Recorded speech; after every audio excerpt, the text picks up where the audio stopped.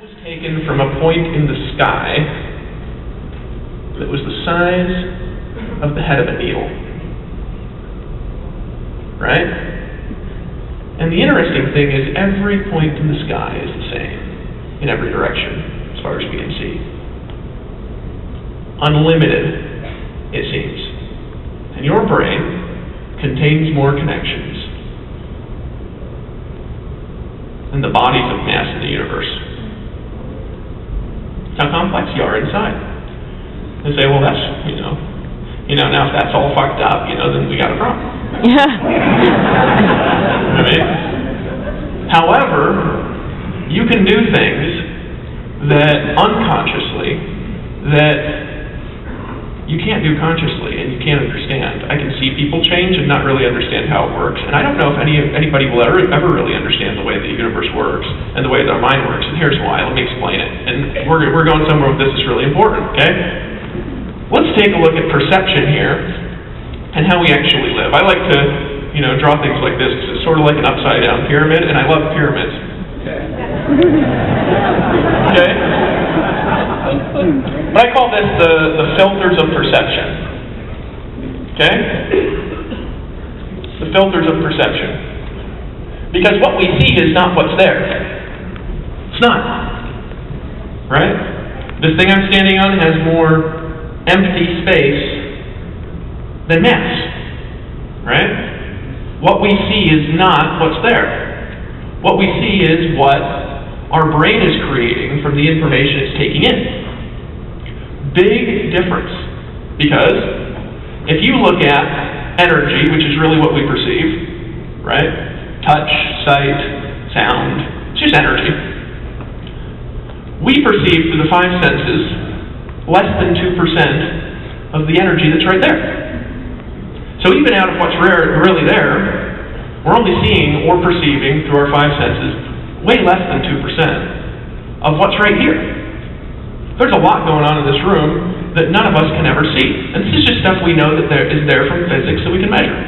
Right? That's how much our nervous system takes in. Okay? Now, our nervous system takes stuff in, and here's what happens. Through the five senses, and this is according to a Hungarian biologist, we take in, every second, something like 2 million bits, or I can't remember if it's 2 million bits or 2 million chunks of information. Every second. That's how much we take in through the five senses. Okay? Then here's what happens. Down here we got the conscious mind. Right? The conscious mind can be aware. And I'll probably misspell tons of stuff here. The conscious mind has the capability of being aware of 5 to 7 plus or minus 2 chunks of information at once. 5 to 7. Okay? Plus or minus 2. And we're taking in every second 2 million. And we can consciously be aware of 5 to 7. Okay? Now, what decides what we're seeing?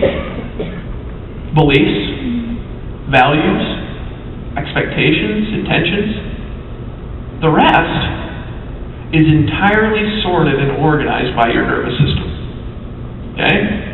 Automatically, unconsciously, in the back of your mind, without you even being aware of what's going on. For example, how many of you, before I am going to mention it, were thinking about the bottom of your right big toe?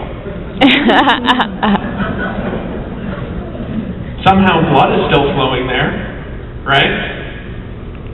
And we've proven now, actually, your unconscious mind does control blood flow.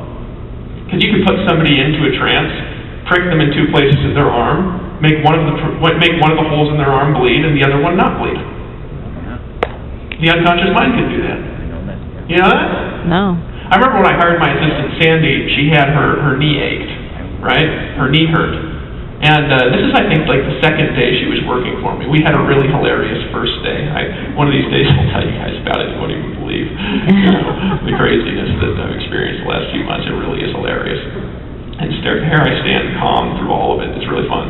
But anyway, so her knee hurt for some reason and she couldn't walk.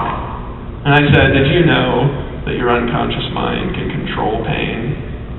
and make you feel good? And she's like, no. And I talked to her for 2 minutes, and then I didn't even really explain what I was doing, right? And then I said, the pain started on like a 9 on a scale of 1 to 10, and it was at 0 in 2 minutes, right? From a conversation. And she was like, what in the hell did you just do to me? And like, it's okay, you can continue to feel good whether or not you're aware of why.